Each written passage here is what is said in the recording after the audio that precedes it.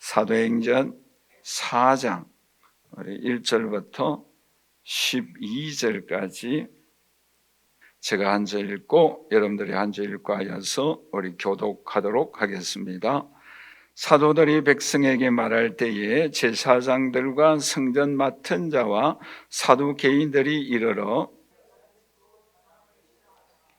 그들을 잡음의 날이 이미 저물었으므로 이튿날까지 가두었으나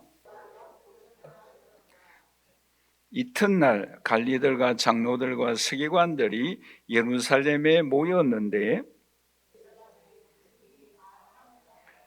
사도들을 가운데 세우고 묻되 너희가 무슨 권세와 누구의 이름으로 이 일을 행하였느냐?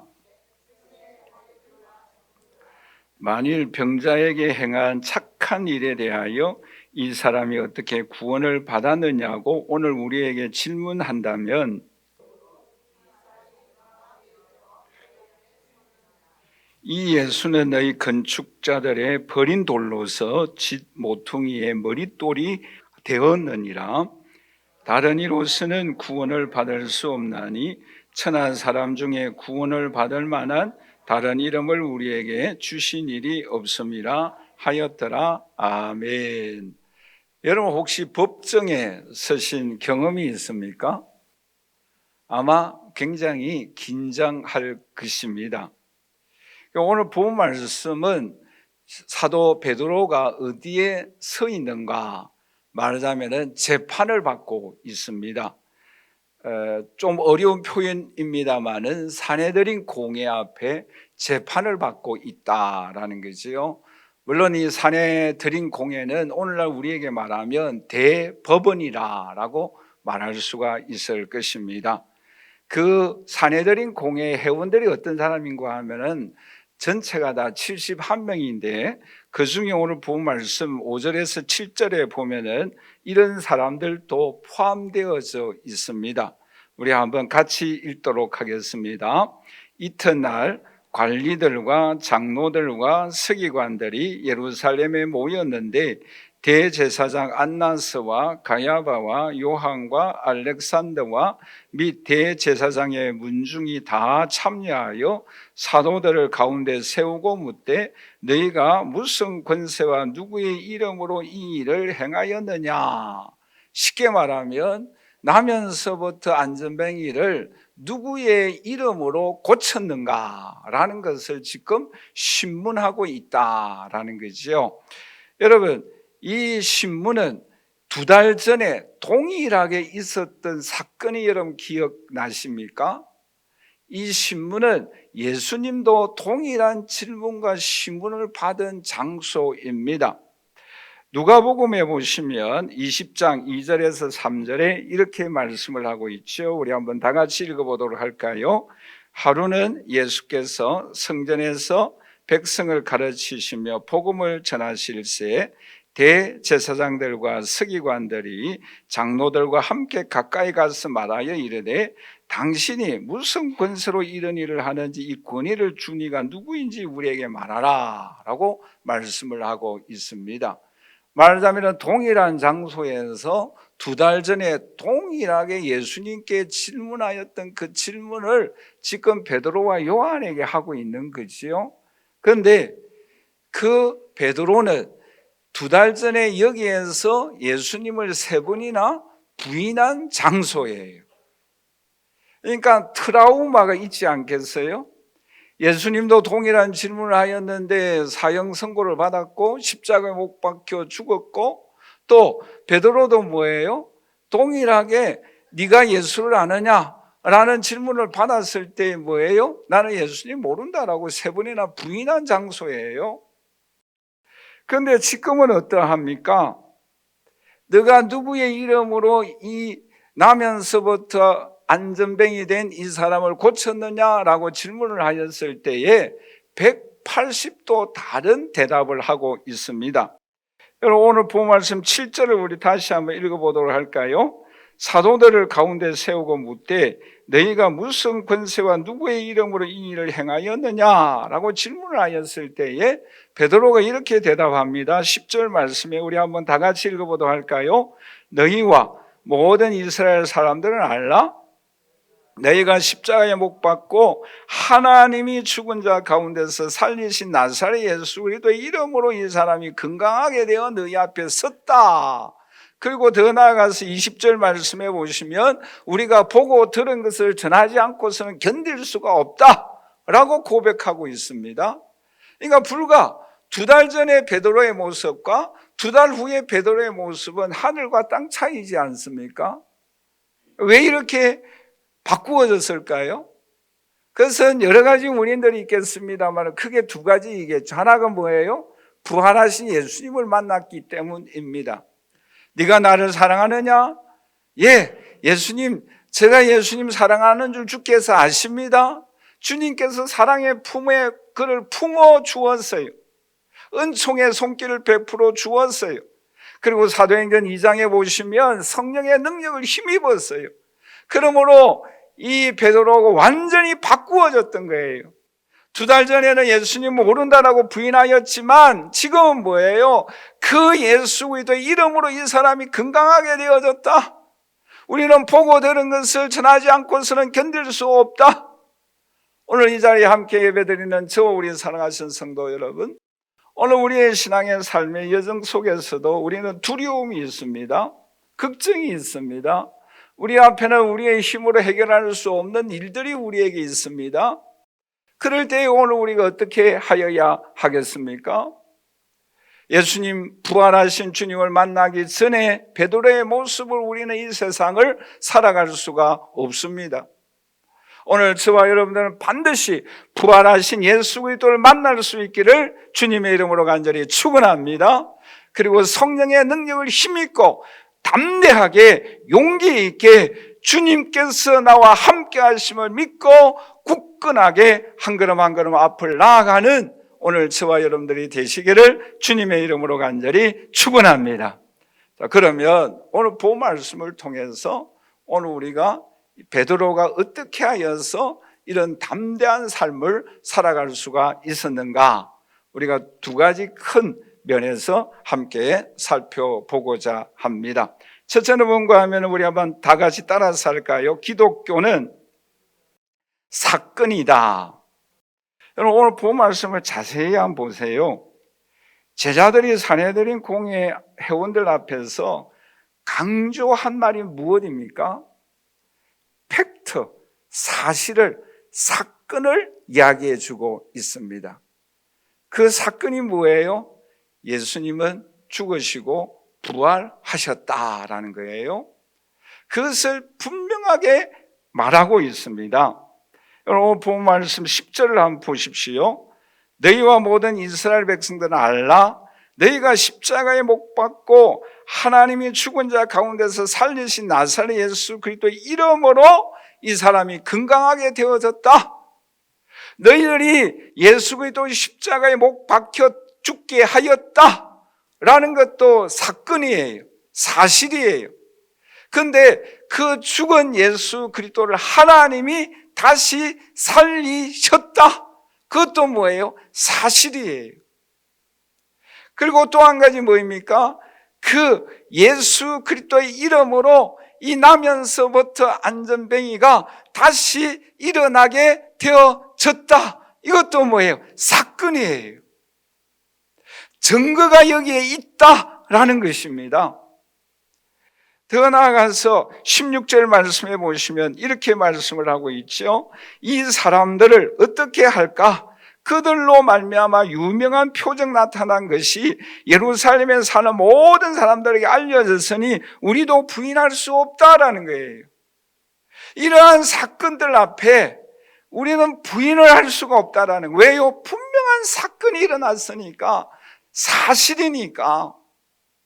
더 나아가서 12절 말씀해 보시면 어떻게 말씀하고 있는가 하면은 다른 이로서는 구원을 얻을 수 없나니 천하 사람 중에 구원을 받을 만한 다른 이름을 우리에게 주신 일이 없다. 이것도 뭐예요? 죽으시고 부활하셨기 때문에 또 예수님의 이름으로 이 사람이 고침을 받았기 때문에 그 예수 이름만이 오늘 우리에게 구원을 베풀어 주신다. 이것이 뭐예요? 사건이에요. 사실이에요.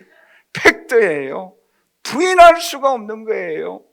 그러니까 부인할 수 없는 사실을 이 공의 사내들인 의원들에게 증언하고 있다라는 것입니다. 여러분, 더군다나 이러한 사건을 누가 일으켜 역사하고 있는가? 오늘 본 말씀 10절 말씀해 보시면 죽은 자를 누가 살려주셨는가? 하나님이 살려주셨다라는 거예요. 이러한 사건들을 누가 일으켜 주셨는가? 하나님이 일으켜 주셨다라는 거예요. 원인도 있다라는 것입니다. 그런데 그 하나님은 어떤 분이십니까? 말라기 1장 11절에 이렇게 말씀을 하고 있죠. 우리 한번 다 같이 읽어보도록 하겠습니다. 만군의 여호와가 이르노라. 해 뜨는 곳에서부터 해 지는 곳까지의 이방 민족 중에서 내 이름이 크게 될 것이라. 각처에서 내 이름을 위하여 분향하며 깨끗한 제물을 드리리니 이는 내 이름이 이방 민족 중에 크게 될 것이다. 하나님의 이름이 크게 될 그 하나님이 죽은 자 예수 그리스도를 다시 살려주셨다. 그 사실을 믿는가? 그 하나님의 살아계심을 믿어야 한다. 그 공의 회원들에게 담대하게 외치고 있습니다. 더 나아가서 이런 역사를 누가 일으켜 역사하고 있습니까? 베드로가 친히 부활하신 예수 그리스도를 만났다라는 거예요. 내가 이렇게 변화된 모습을 보고도 그 예수 그리스도를 믿지 못하겠느냐라는 거예요. 여러분, 요한복음 21장 15절 말씀에 부활하신 예수님이 베드로에게 찾아와서 이렇게 말씀하고 있지 않습니까? 그들이 조반을 먹은 후에 예수께서 시몬 베드로에게 이르시되 요한의 아들 시몬아, 네가 이 사람들보다 나를 더 사랑하느냐? 하시니 이르되 주님 그러하나이다. 내가 주님을 사랑하는 줄 주님께서 아시나이다. 이르시되 내 어린 양을 먹이라 하시고, 내가 부활하신 예수 그리스도를 만났다. 내가 이렇게 담대하게 외치고 있지 않느냐? 그 예수 그리스도를 믿어야 한다. 그 예수 그리스도가 이 나면서부터 걷지 못한 이 사람을 일으켜 세워서 이렇게 걷고 뛰며 하나님을 찬양하고 있지 않는가? 이 팩트, 이 사실을 믿지 못하는가? 담대하게 지금 외치고 있는 거예요. 왜요? 사실이기 때문에. 왜요? 자신이 경험하였기 때문에. 다른 사람에게 들은 이야기가 아니라 자신이 직접 보고 듣고 체험하였기 때문에 그 사람들에게 담대하게 지금 외치고 있는 것입니다. 여러분 보세요. 사도행전 4장에 예수님의 이름이 몇 번 나오는가 하면 6번 나옵니다. 여러분 4장 30절 말씀이 이렇게 말씀을 하고 있죠. 우리 한번 다 같이 읽어보도록 할까요? 손을 내밀어 병을 낫게 하시옵고 표적과 기사가 거룩한 종 예수의 이름으로 이루어지게 하옵소서 하더라. 예수의 이름으로 표적과 기적이 일어나는 그 현장을 경험하라라는 거예요. 지금 이렇게 역사하고 있는데 왜 너희들은 못 믿고 있는가라는 거예요. 여러분, 이 베드로가 2개월 전에는 예수님 모른다라고 부인했던 사람이에요. 이 사람들한테 쩔쩔 매웠던 사람들이에요. 지금은 이 팩트, 이 사실 앞에 담대하게 증언하고 있다라는 거예요. 여러분, 구약시대도 마찬가지입니다. 하나님이 찾아가셨어요. 모세에게 찾아가셔서 어떻게 말씀하십니까? 출애굽기 3장 1절에서 2절에 보시면 모세가 그의 장인 미디안 제사장 이드로의 양떼를 치더니 그 떼를 광야 서쪽으로 인도하여 하나님의 산 호렙에 이르매 여호와의 사자가 떨기나무 가운데로부터 나오는 불꽃 안에서 그에게 나타나시니라. 그가 보니 떨기나무에 불은 붙었으나 그 떨기나무가 사라지지 아니하는지라. 하나님의 영광을 보았어요. 그 하나님의 영광을 보았기 때문에 뭐입니까? 애국 바로왕의 핍박과 박해 가운데서도 이스라엘 민족을 출애굽시켜 하나님의 인도자, 하나님이 사용하여 주시는 도구가 하나님이 역사하시는 손길에 붙잡힌 바 되어졌던 것입니다. 왜요? 살아 역사하시는 그 하나님을 만났기 때문입니다. 하나님의 영광을 보았기 때문이에요. 오늘 이 자리에 함께 예배드리는 저 우리 사랑하신 성도 여러분, 오늘 우리들도 이 땅을 살아갈 때에 힘들고 어려울 때가 있지 않습니까? 여러분, 베드로의 그 2개월 전의 모습으로 우리는 살아가는 그러한 때도, 아니 지금도 그러한 모습이 나타나고 있지 않습니까? 그럴 때에 이 2개월 후에 이런 변화된 베드로의 모습의 삶으로 우리가 살아가야 되지 않겠어요? 그것은 오늘 저와 여러분들에게 찾아오시고 만나주시고 성령의 능력을 부어주시는 그 은총과 능력을 저와 여러분들이 반드시 경험해야 합니다. 그럴 때에 그 누구 앞에서도, 그 어떠한 문제 앞에서도 담대하게 나아갈 수가 있습니다. 그럼 2달 전에 베드로의 모습을 우리가 살아가야 하겠습니까? 우리는 그렇게 살아가지 말아야 합니다. 여러분, 사울도 변화되어지는 바울의 모습으로 나타났을 때에 이 바울이 하나님 나라 확장을 위하여 어떻게 쓰임받을 수가 있었던 것입니까? 그것은 사도행전 9장 3절에서 4절에 예수 그리스도를 만났기 때문이에요. 사도행전 9장 3절에서 4절에 사울의 길을 가다가 다메섹에 가까이 이르더니 홀련히 하늘로부터 빛이 그를 둘러 비추는지라 땅에 엎드려져 들음에 소리가 있어 이르시되 사울아 사울아 네가 어찌하여 나를 박해하느냐 하시거늘. 이 사울은 주님을 만났어요. 주님의 음성을 듣고 변화되어졌어요. 하나님의 영광을 보았어요. 그러므로 그는 어떠한 박해 앞에서도 담대하게 예수 그리스도를 외치며 증거할 수가 있었던 것입니다. 왜요? 부활하신 주님을 만났기 때문이에요. 하나님의 영광을 보았기 때문이에요. 그러므로 어떠한 상황 속에서도 주님을 담대하게 외칠 수밖에 없었던 것입니다. 당당하게 한 걸음 한 걸음 나아갈 수밖에 없었던 거예요. 오늘 이 자리에 함께 예배드리는 저 우리 사랑하신 성도 여러분, 오늘 저와 여러분들 마음속에 부활하신 주님을, 나의 죄를 위하여 십자가에 죽으시고 부활하시고 이 세상을 통치하시고 다시 오시는 그 예수 그리스도를 저와 여러분들 심령 속에 구주로 영접하시기를 주님의 이름으로 간절히 축원합니다. 그 부활하신 주님이 오늘 우리에게 성령을 부어 주십니다. 그 성령의 능력을 힘입고 우리는 변화된 베드로의 모습으로 당당하게 그 어떠한 사람 앞에서도, 그 어떠한 문제 앞에서도, 그 어떠한 상황 속에서도 당당하게 나아가는 저와 여러분들이 되시기를 주님의 이름으로 간절히 축원합니다. 마지막 2번째로 어떻게 이 베드로가 변화되어질 수 있었습니까? 우리 한번 다 같이 따라서 할까요? 기독교는 담대합니다. 여러분, 우리가 이 땅을 살아갈 때에 무모함과 담대함이라는 이 2 단어가 있습니다. 물론 무모함에 대해서 이 시간 설명할 시간이 없기 때문에 생략하겠습니다만은, 그러나 오늘 우리에게는 담대함이 있어야 합니다. 그런데 이 담대함은 용기예요. 근데 이 용기는 C.S. 루이스가 이런 말을 했어요. 조금 어려운 표현인데, 용기는 단순히 수많은 미덕 가운데 하나가 아니다라는 거예요. 시험의 순간, 즉 가장 첨예한 현실과 마주치는 순간에 모든 미덕이 하나같이 취하는 행동이다라고 말한 바가 있어요. 좀 표현이 어렵죠? 예를 들어서 용기란 하나의 어떤 미덕이 아니라 우리의 삶 속에 총체적으로 함께 역사하여서 그것이 행동으로 나타나는 것이다 라는 그런 내용이에요.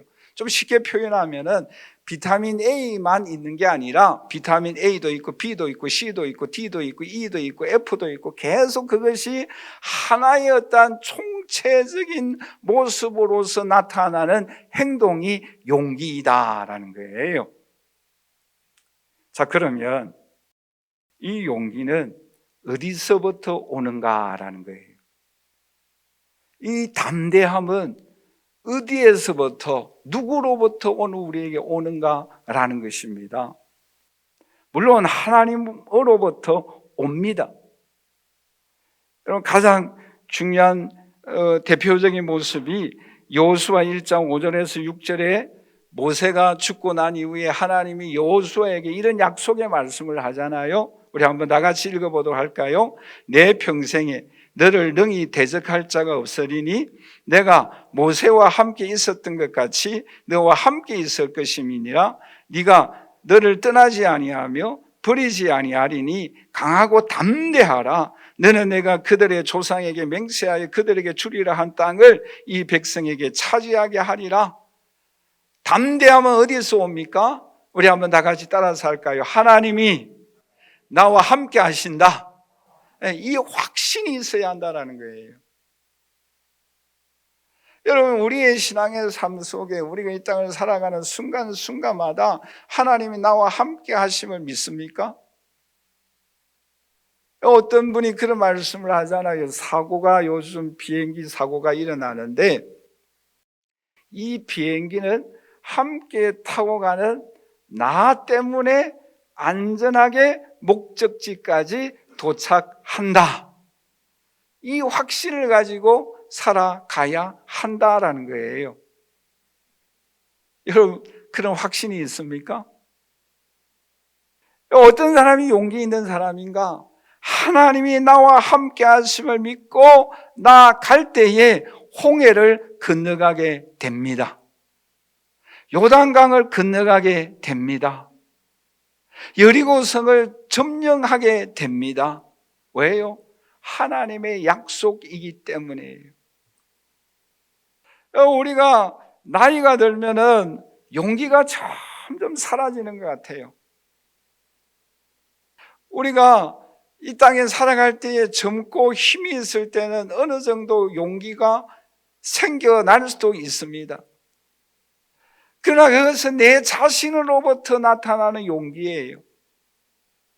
그것이 잘못하면 무모함으로 나타날 수가 있습니다. 그러나 오늘 본 말씀은 하나님이 나와 함께 하신다는 확신을 가질 때에 담대함이, 용기가 나타나게 되는 것을 오늘 우리에게 말씀해 주고 있습니다.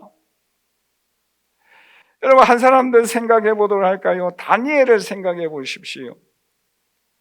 여러분, 이 다니엘의 흠을 잡기 위하여 주위에 있는 간신들이 30일 동안 하나님을 만약에 예배하고 기도한다고 한다면 사자굴에 던지게 해달라고 다리오 왕에게 조서를 쓰게 해달라고 부탁하지 않습니까? 그러나 다니엘은 어떻게 합니까? 다니엘 6장 10절에 이렇게 말씀을 하고 있죠. 우리 한번 다 같이 읽어보도록 할까요? 다니엘이 이 조서에 왕의 도장이 찍힌 것을 알고도 자기 집에 돌아가서는 윗방에 올라가 예루살렘으로 향한 창문을 열고 전에 하던 대로 하루 3번씩 무릎을 꿇고 기도하며 그의 하나님께 감사하였더라라고 말씀하고 있지 않습니까? 여러분 보세요. 다니엘이 30일 동안 그냥 쉬면 돼요. 그리고 살짝 모르게 숨어서 기도할 수도 있지 않겠어요?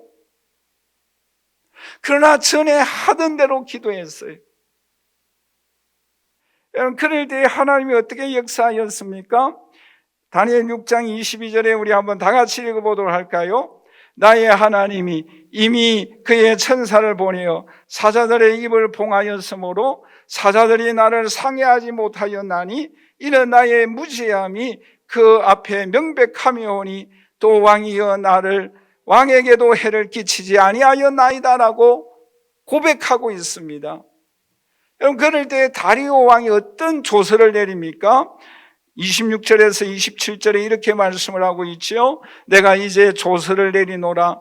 네 나라 관할 아래에 있는 사람들은 다 다니엘의 하나님 앞에서 떨며 두려워할지니 그는 살아계시는 하나님이시요 영원히 변하지 아니하시며 그의 나라는 멸망하지 아니하고 그의 권세는 무궁하고 그의 구원도 하시며 건지기도 하시고 하늘에서든지 땅에서든지 기적과 기사를 행하시는 이로써 다니엘을 구원하여 사자 입에서 벗어나게 하였다라고 다리오 왕이 선포하고 있는 거예요. 여러분, 하나님과의 관계가 떳떳하면, 전에 하던 대로 행하면 어떠한 문제, 어떠한 어려움, 어떠한 위기 앞에서도 담대하게 나아가서 하나님의 영광이 나타나게 됩니다. 그것을 오늘 우리에게 말씀하고 있어요. 베드로를 통하여, 요한을 통하여 하나님 어떻게 역사하였습니까? 하나님의 나라가 어떻게 역사하였습니까? 초대교회를 통하여 하나님 나라가 얼마나 확장되어졌습니까? 어떻게 이러한 일들이 가능할 수가 있었습니까? 하나님 앞에 바른 관계가 되어졌을 때에 하나님이 나와 함께하여 주심을 믿고 확신하며 담대하게 나아갈 때에 하나님은 기적을 베풀어 주십니다. 오늘도 그 하나님은 살아 계십니다. 오늘도 그 하나님은 역사하고 계십니다. 우리는 그 하나님의 손길을 경험하며 증언하며 살아가야 합니다. 여러분 보세요. 이렇게 살 때에 하나님이 어떠한 역사를 베드로를 통하여 나타나게 하여 주시는가? 여러분 이 13절을 자세히 한번 읽어보십시다. 같이 읽겠습니다. 그들이 베드로와 요한이 담대하게 말함을 보고 그들을 본래 학문 없는 범인으로 알았다가 이상히 여기며 또 전에 예수와 함께 있던 줄도 알고, 보세요. 그들이라는 그들이 누구입니까? 산헤드린 공회의 의원들을 의미하고 있어요. 그들이 가만히 이제 베드로와 요한을 살펴보니까 원래 그 사람들이 어떤 사람이에요? 오늘 본문을 다시 한번 보십시다. 13절. 담대하게 말함을 보고 그들을 본래 학문 없던 범인, 그러니까 쉽게 말하면 어부이다라는 거예요. 공부 못했던 사람들이다라는 거예요. 그런데 뭐예요? 그들이 어떻게 여겼습니까? 이상히 여겼다라는 거예요. 아, 저 사람 이상하네. 그런데 이 이상히 여겼다라는 원어의 뜻은 뭔가 하면 우리 다 같이 따라서 하십시다. 경외하였다. 놀랍지 않습니까? 아, 저는 이 말씀을 발견하고 와, 경외했다는 거예요. 범인이었어요. 어부였어요. 배운 것이 없었어요. 그거를 그 사람들이 알고 있어요. 알고 있는데 이러한 기적과 이러한 그 말씀의 능력과 표적을 통해서 뭐예요? 그 사람들을 경외하였다라는 거예요. 쉽게 말하면 와, 하나님이 살아계신다. 하나님이 저 사람을 통하여 역사하고 계시는구나. 와, 하나님은 대단하신 분이시다. 감탄하고 있는 거예요. 오늘 이 자리에 함께 예배드리는 저와 우리 사랑하시는 성도 여러분, 오늘 저와 여러분들의 용기, 이 담대함은 누구로부터 옵니까? 위로부터, 하나님으로부터 옵니다. 그리고 우리가 하나님과의 바른 관계로부터 이 능력을 우리는 힘있고 살아가야 합니다. 베드로가 그 능력을 힘있고 살아가다 보니까 예수의 이름에 능력이 나타나서 나은 사람 증거가 있었어요. 오늘 저와 여러분들도 예수 이름으로 나아갈 때에 오늘 우리에게도 이러한 증거가 나타나게 됨을 믿습니다. 우리는 체험하고 있지 않습니까? 경험하고 있지 않습니까? 우리의 삶을 통하여 하나님을 경외하는 데 도구로 쓰임받는 하나님의 자녀가 되십시다. 우리를 통하여 와, 하나님은 살아계시구나. 저 사람은 무능하고 힘이 없고 능력이 없는데, 너무너무 어리석는데 어떻게 저렇게 하나님의 역사가 나타나는가, 어떻게 하나님의 증거가 역사하고 있는가, 능력이 나타나는가, 우리의 삶을 통하여, 저와 여러분을 통하여 증거되어지는 하나님의 자녀가 되시기를 주님의 이름으로 간절히 축원합니다. 그럴 때 오늘 우리의 연약함이 강함이 될 거예요. 우리의 어리석음이 지혜롭게 될 것입니다. 여러분, 스가랴 12장 8절 말씀에 이렇게 말씀을 하고 있죠. 우리 한번 다 같이 읽어보도록 할까요?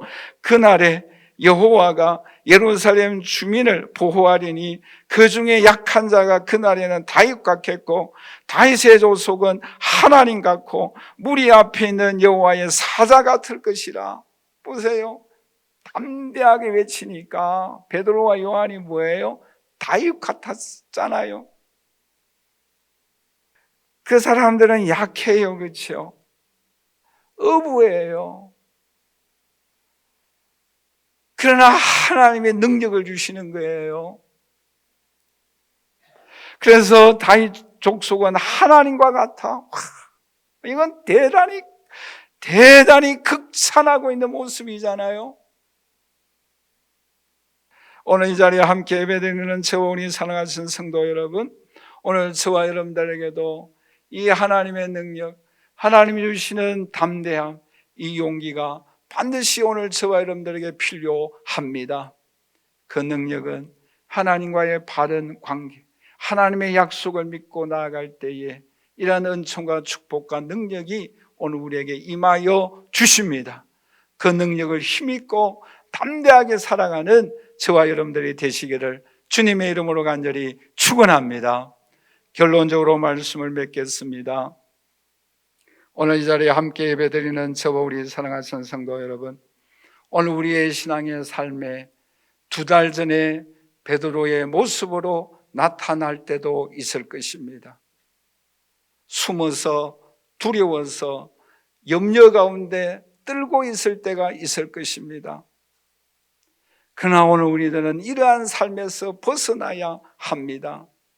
베드로처럼 담대하게 하나님이 예수 그리스도를 살려주셨다, 예수의 이름이 이 사람을 건강하게 하여 주셨다, 그 부활하신 주님을 만나고 성령의 능력을 힘입음으로 인하여 하나님 말씀으로 뚜벅뚜벅 살아감으로 인하여 위로부터 부어주시는 은총과 능력과 권능을 힘입고 이 세상을 베드로와 같이 담대하게 용기 있게 나아감으로 인하여 범인이지만, 연약하고 부족하지만 이상히 여김을 받는 오늘 저와 여러분들이 되시기를 주님의 이름으로 간절히 축원합니다.